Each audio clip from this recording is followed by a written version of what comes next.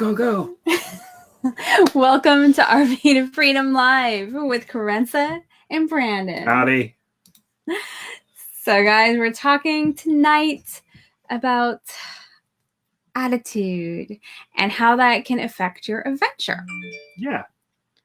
And everything in our RV is dinging right now. Off my phone. So we saw this cheesy quote when we were at Michael's or somewhere where it was painted on a piece of wood.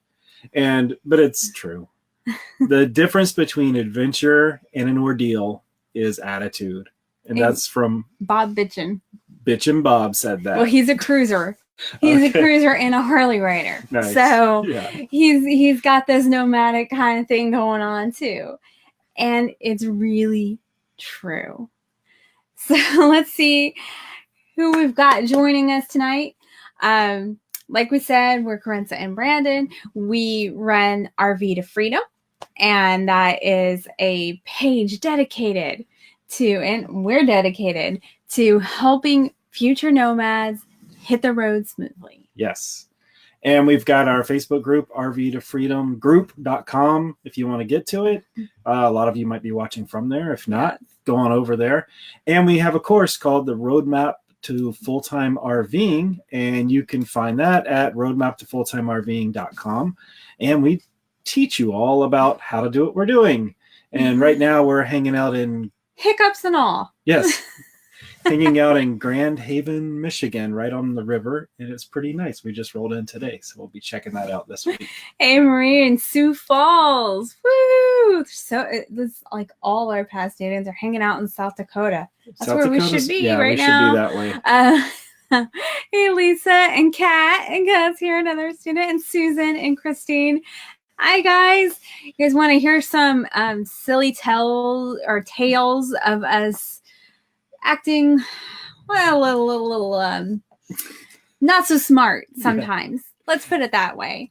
And then some mishaps that may, not really our fault. So and just RV life. And Cheryl, you're not in a laughing mood. Hopefully, yeah, this was earlier, so I don't know. Hopefully things work out, and if they don't, maybe one day you can look back and laugh at the situation. Because sometimes that's what it takes. Sometimes you just you deal with it, you power through it, and then and get some you distance. Reflect, and maybe you get a good story out of it. Maybe it's a character building moment. Maybe you'd rather forget it, and you just move on, and hopefully have the good times outweigh the bad. Yeah, see, there's Jim in South Dakota too. Nice. So yeah, they're all hanging out in South Dakota. Nice. Yeah. All right, guys. Well, let's see. Which one should we start with? Let's start with the really recent one. Oh, that was like the end one for me. Oh, that one was simple though. That's an easy one. Yeah, but that's why. Because it was still happens. It still happens no matter how long you've been doing it. Let's talk about the Great Sand Dunes. Okay. Let's talk about that one because I think that was just 2 weeks ago. Oh, the Great Sand Dunes. I thought you meant the Indiana sand dunes. No, that's the recent one. We have trouble with sand dunes, apparently. We have trouble with sand. All of these are in the sand. You're right. Stay away from sand if you're an RVer, period. The Great Sand Dunes in Colorado. Yes, which is an awesome, awesome park. But we'll tell you why and how we found out about that now. Because it was our first trip into Colorado, and that was basically our entry point. We came up from New Mexico, and we're like, okay, we're in neither of us had ever been to Colorado, so we were really excited to go. And we didn't stay right at the sand dunes. We were at a Passport America park. We were like, we're only going to be there for a few days, and then we're moving on. So let's just do Passport America. And so the RV park wasn't too far from the Great Sand Dunes, but it was far enough that, you had to drive and think about what you were doing. And our plan was to get up early in the morning. Now this was spring. I think it was May. So it wasn't too bad because you're in Colorado in May. It's not too bad, but still the sun beats down on the sand dunes and they can get hot. Yeah. So you try to get there early so you can beat the heat, so you're Right. not on 150 degrees of sand. And it's one of the national parks you can actually take your dogs to. Yeah. So we wanted to take the dogs, and we wanted them to be able to walk on the sand dunes, So we loaded up the dogs in the car. which was the other reason we were going early, so Yeah. that they wouldn't, so that So they they wouldn't could burn their walk feet. on it. Yeah. Right. So we loaded up the dogs in the car, and we got everything ready, and we went out to the dunes. Except we didn't really get that early even to start. Oh, of course, because it's us. We meant There's to a get reason an early these shows start. are at 8 p.m. and not 8 a.m. Yeah. So we planned to get there early, but that didn't really happen. And we were kind of rushing, and we got there. We got started late, and like you said, we put everything. We got stuff in the car. We got the dogs in the car, and we drove there. And then we went to go pay to get in, and I was like, we just realized as we were getting out of the car, we don't have any dog leashes. Mm-mm. We have And dogs. We have dogs. We got water for dogs. We've got no leashes for dogs. And there's two things about this that are silly to me. You think, well, how did you get the dogs in the car? And maybe you're thinking that, but our dogs, we're parked right outside the RV. Our dogs will just go in the car if we tell them to go in the car. Yeah, because they like to do adventures too. Right. Yeah. So that was one. What's the other one? The other thing is I don't know. we had Oh yeah, we dog designed leash. dog leashes. Before we started RVing, we designed and manufactured dog there's a leashes. little dog back there. There she is. The company was called Konaloo. That's Lucy, and that's Kona, so it was Konaloo. And we designed and manufactured dog leashes, and we had We had dog 50 something yes. dog leashes in the RV because we were just giving them away to people as we met them and selling them still a little bit on the road. So yeah, we understood dog leashes. Right. We had dog leashes. We didn't bring dog leashes. We had extra dog leashes. We had, yes. Yeah. But we didn't have any dog leashes with us. Yeah. And like I said, the park wasn't exactly, we weren't staying in the Sand Dune National Park. We were a ways away, not too far, but far enough that we didn't want to turn around and go back. Yeah. It was just going to get later if we did that. So then we got to invent more dog leashes. We had a camera strap dog leash. We had my belt Your belt as a dog pulled leash, off. and So we didn't have a camera strap because we were using it as a dog leash. I had to hold my And- pants up myself. Yeah, the science fans. But yeah, we got the dogs out there and we got out on the dunes. Right. Or we tried Now, to get of out on course, the we dunes. also forgot their boots because we're like, well, we can still get on the dunes. But then we didn't actually bring their boots with us. So they couldn't walk on the dunes because it was too hot at that Mhm. point because it was late. So it was just this comedy of errors that just kept going and going. It was like, okay, we're going to get there early. We're going to have all this stuff. We're going to bring their boots. We're going to go. And then it was like, bam, get there late. Oh, we don't have leashes.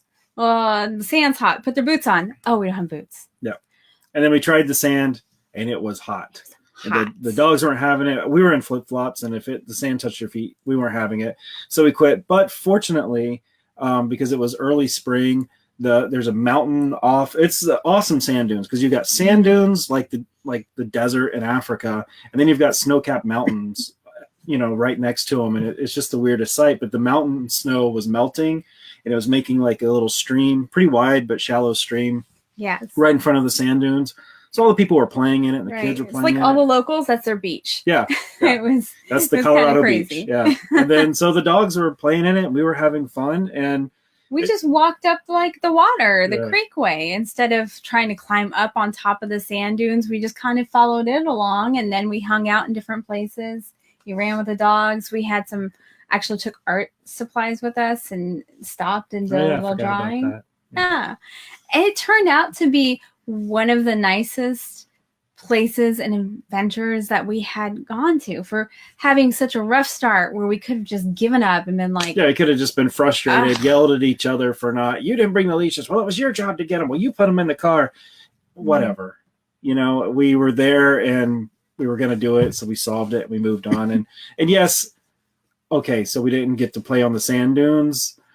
It wasn't an earth-shattering event, but Right. it's an example of like you can let the little things drive you crazy, or you can just say that happened and deal with it and Right. figure out what to do next. yeah, we just didn't let it stop us. Okay, so we got there late.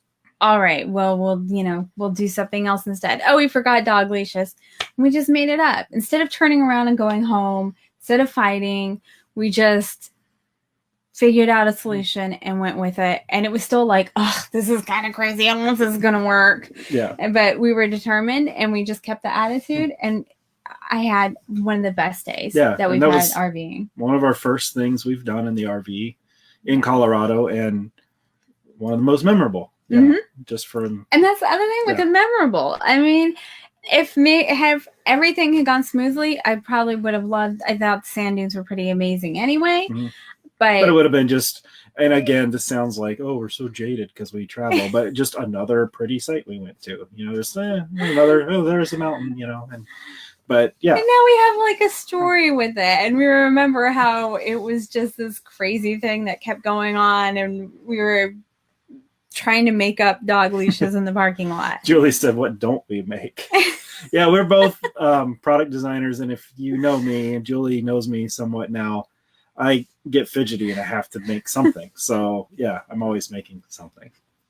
So yeah, I invented a dog leash thing on a napkin in a parking lot, and then we made it. And then we decided to RV, and then we stopped making it because I didn't want to sell them out of the RV. But yeah, so that was one. That was a simple one, but it was, it took up the whole day, and it was early in our RVing career. Another one that I think is... Before we move on too much, go ahead. Let us know too, if you guys have like anything that anything that is a mistake that you've just turned into a wonderful mistake. A happy accident. Yes. Happy accidents. Sometimes the accidents aren't happy, but they make good stories later. Right. And I'm not going to tell the black tank stories again because I've done it already. Maybe we'll save it for another show. But most RVers end up with a black tank story. Absolutely. And that's kind of a rite of passage. That's your thing to bring to the fire when everyone's sitting around. It's like, oh, well, my black tank story is this. And oh, well, let me tell you about mine. And it's kind of normal. And it happens. It's not that common. It's pretty rare, but it happens eventually. But there's usually some kind of something happens. And even if it's not you've been around exactly someone or seen something happen. Yeah. Another one that was fun that was also desert related and more RV related was I decided we got new sway bars for this RV. Anti-sway bars. They're anti-sway. Yes. Because we don't sway. Right. That's what they're technically called. Yeah.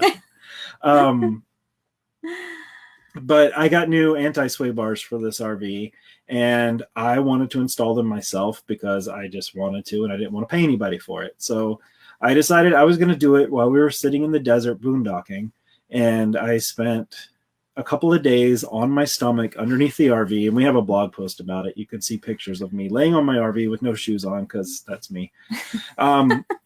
And I did the front sway bar. It went pretty seamless, pretty smooth. And then I got to the rear sway bar, and it's a whole big beast. And you have to unbolt the axle on the RV to attach the sway bar. And as I did it, I noticed the bolt was stripped, and there was no way I was going to put it back together. So then we were stuck in the desert for 3 days with an unbolted axle on the RV. And I mean, it went smoothly at first, and it just became this whole other thing again. It was like, okay, well, we'll get the back one on.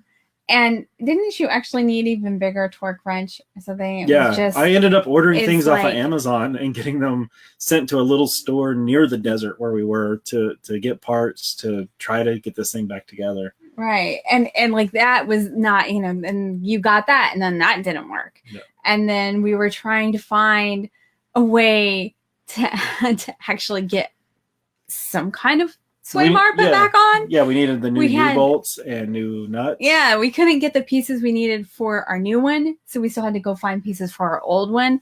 So we ended up driving 2 hours away because thankfully we did have our towed car. Mm-hmm. So we could go take that, and we had to go 2 hours away to some little part store. We were trying to find a Ford dealership that could give us a part, and then we needed bolts or something too, because we went to the parts store. Yeah, we had a couple different things where we were missing some nuts and bolts that held on one part of the original sway bar, and then we needed a new actual U-bolt to bolt the axle back on. So we found some parts in one store that was like 40 minutes one way, And then we had to go to Lake Havasu. It was an hour and a half, a different way to get the other parts.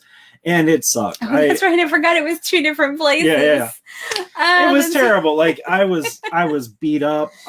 My wrench slipped. I was busting my knuckles, and it was all like overhead, really 300 foot-pounds of torque on these things, and like screwing up my shoulders. I was completely dirty every day. And we were there. When was it? It was in January. It's in January. We were with a lot of friends, and you guys are all like doing RV tours, touring each other's RV, and guys out there playing guitar, and you're all sitting around on the fire. And I'm just under the RV, just like busting my knuckles into stuff, coming out greasy every day. Limited water. I can't take a ton of showers, but we got it back together. Wait. It was one of those things where we couldn't move the RV unless we had something back together. It was stuck in the desert unless we got those bolts, unless we got that U-bolt and we got the other pieces and put something back on. We were not moving. Yeah. And we could have ended up living in Quartzsite. Yep. Just like you're always afraid of. Yep. And Julie says, glad I saved a few bucks. Yeah, long right. story short, I didn't ever get it fixed. I got the axle bolted back on, and then we took it to a dealer service place because we needed some other things done, and we got them to finish the sway bar. And in my blog post, I tell you can do the front, but you probably don't want to do the rear. So yeah. And they lifted it up sometimes, and they put it on. Yes, sometimes trying to do things yourself, you have to factor in the medical bills and the fuel for driving around for parts and the tools you don't have. Sometimes it is worth it just to have someone else do it that has air tools and a lift and knowledge. But on this trip, so we did have to run out to the Ford dealership was like nowhere, but we had to take a trip to Lake Havasu, so we made a day of it, and we took the dogs. We took leashes this time. We did take leashes. We walked them around the London Bridge, and we went up and down. We went around the river and the lake, the flooded. I mean, it's a river that they put a dam on, so it's a lake. But we walked around the lake, and we had some pizza. I'm sure I had pizza there. And we did eat. We I went don't under remember actually, but we ate. But we made a little thing of it, and I know I went to the olive oil store because I got. And now I know very well how my sway bars work, and I can tell people all about them. If you really want to know, I can explain that to you. So yeah, I mean, again, it's like, what are you gonna do? That's RV life. Yeah, I could have paid somebody to do it and saved myself a lot of trouble. But then there's, maybe I would have been waiting for a couple of weeks to get into a place too. So, things happen.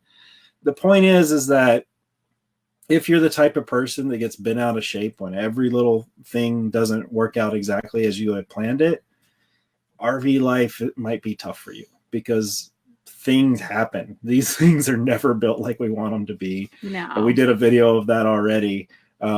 The RVs aren't built like cars, but it just happens and you deal with it and you roll. And then, sometimes you do things on your own that are kind of dumb and you say, well, okay.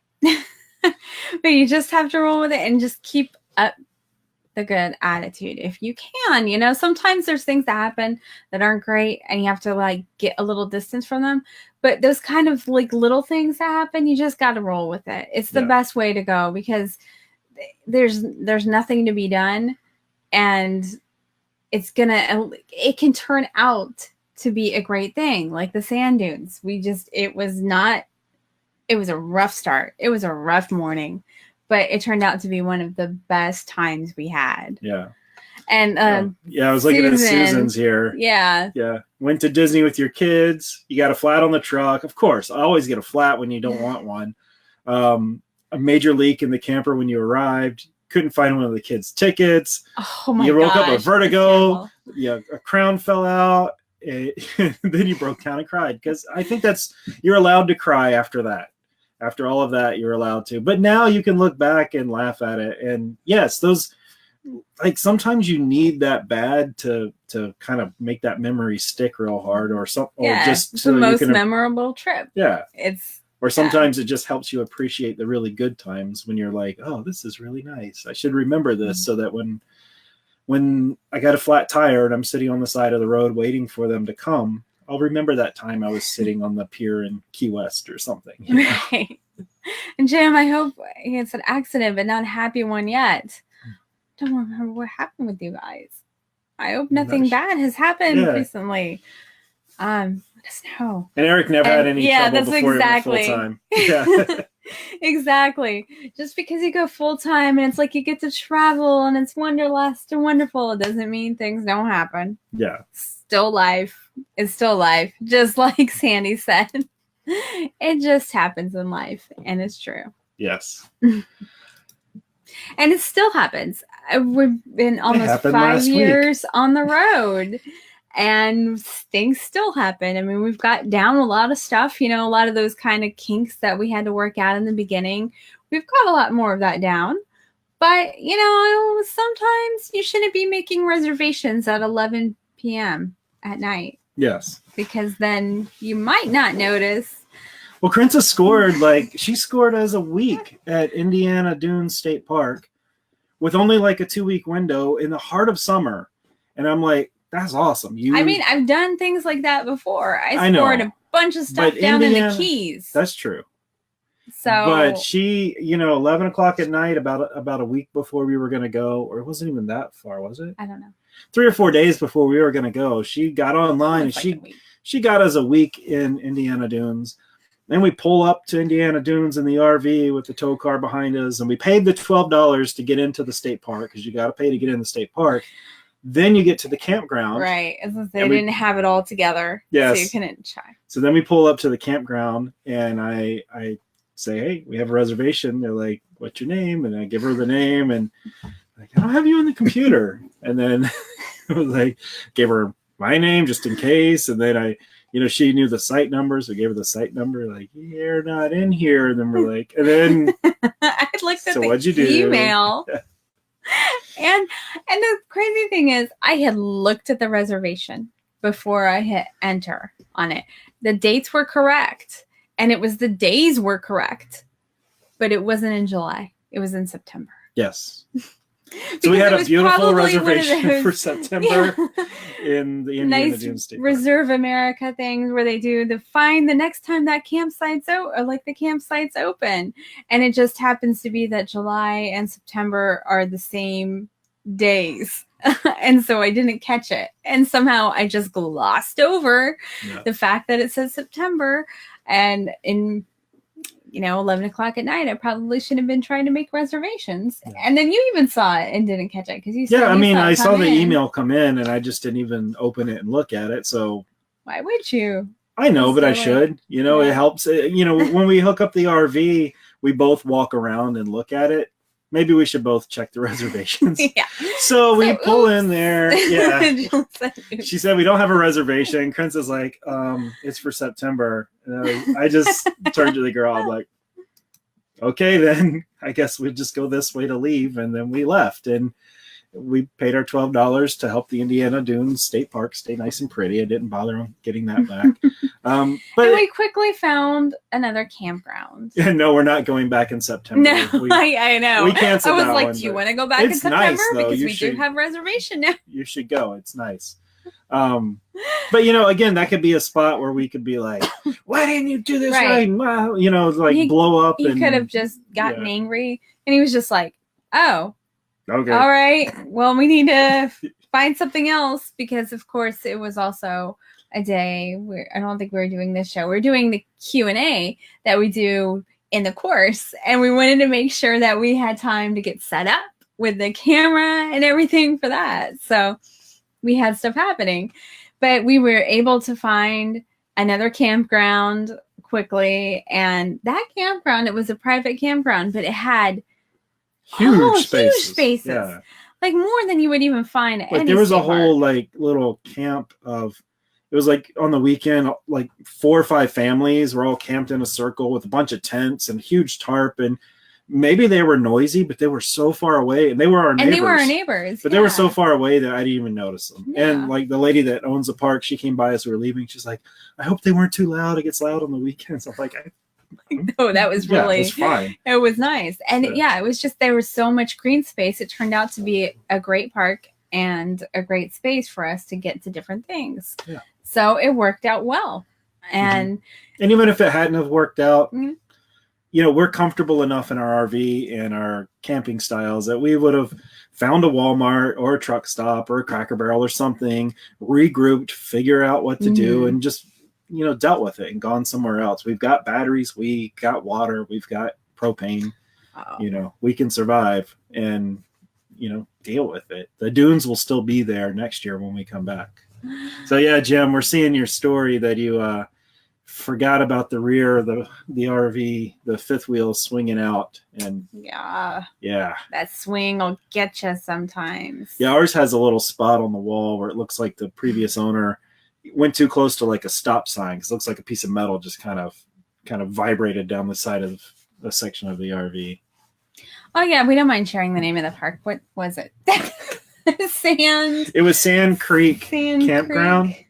Yeah. It was nice enough. We were in water and electric only spots. They didn't have any full hookup spots. They had full hookup. They were a little closer together. We're still really spaced. They didn't have any available. They didn't have. I'm saying. Right. Yeah. But I'm saying they do have them. Yeah. They were closer together than the water electric spots. But they were still pretty well spaced. Yeah.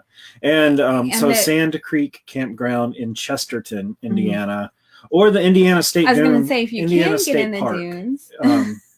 If you can get in there, it looked nice. I mean, the spots were tighter. We drove through it. Yeah, we saw all the spots.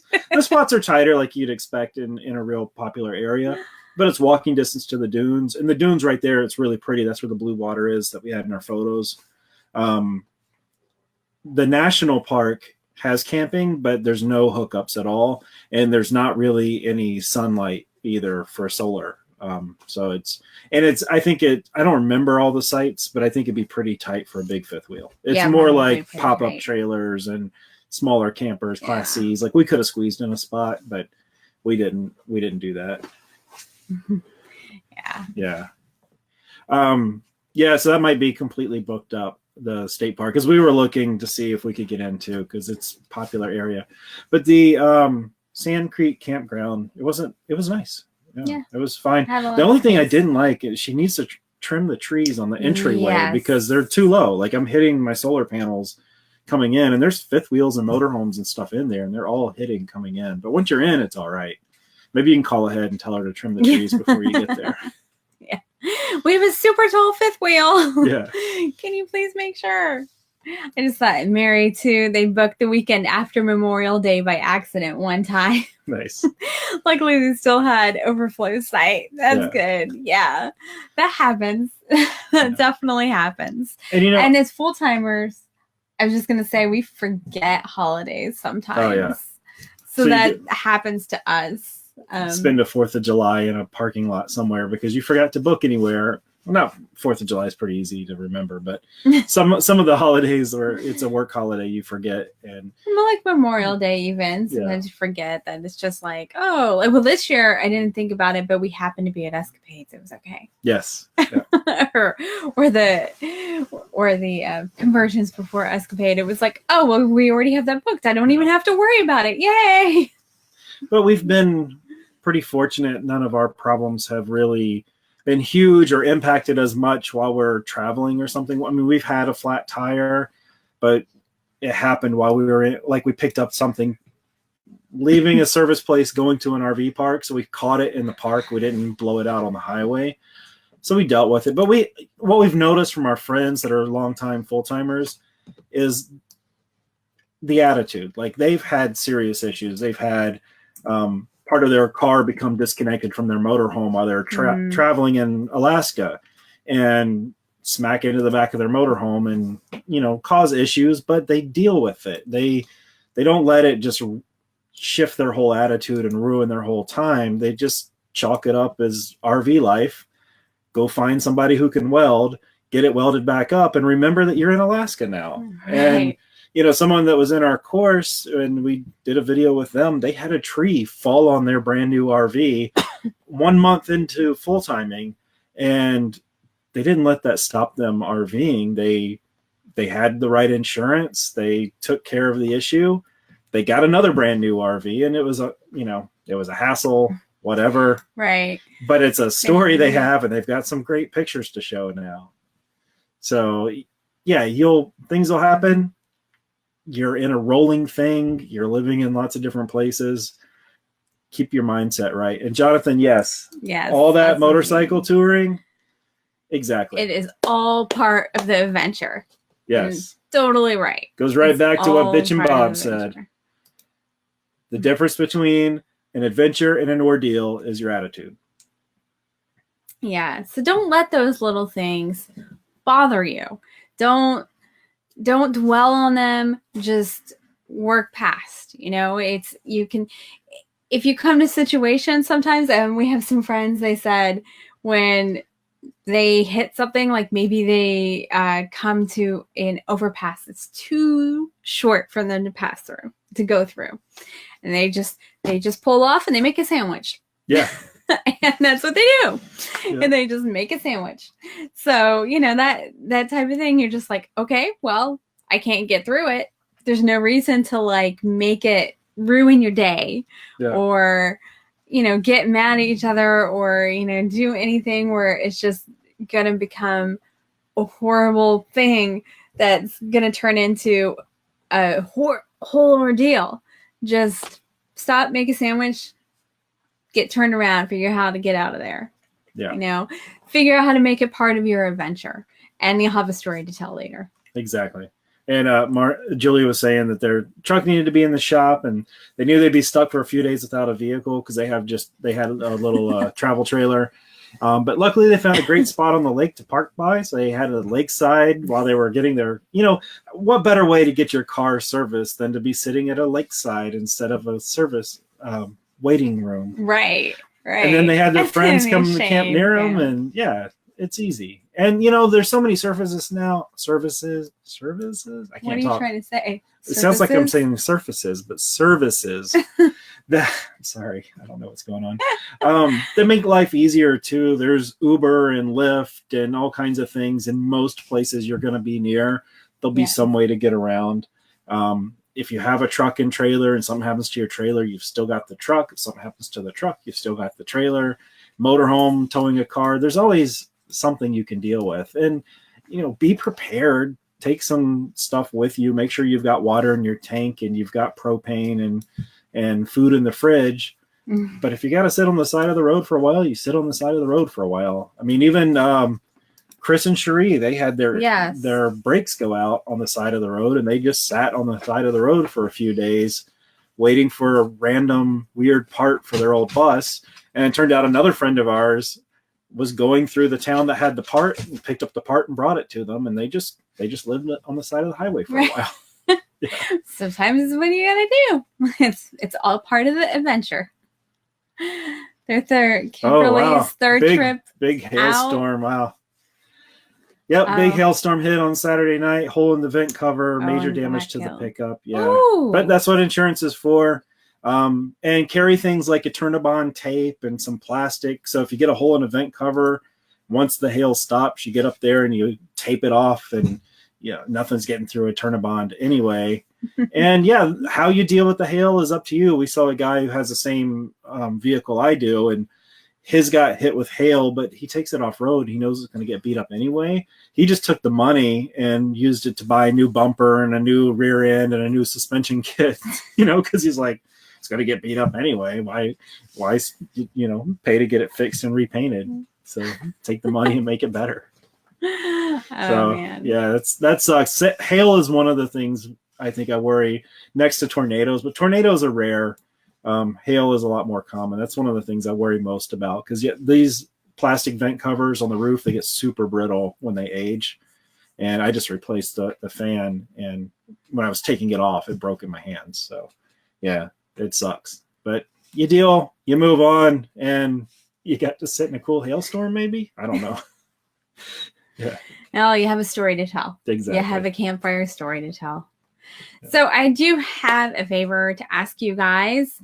If you haven't yet, in the RV to Freedom Facebook group, can you take the poll that I have up there?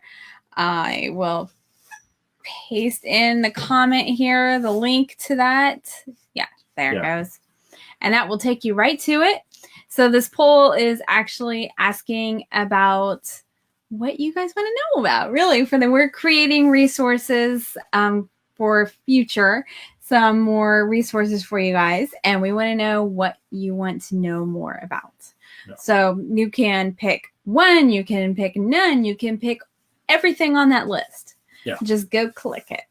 But that way we're not making resources, telling you how to tune in FM stations when you really want to know how to get solar power on your RV. Something silly like that. So yeah, tell us what you want to know and we'll tell you how to know it.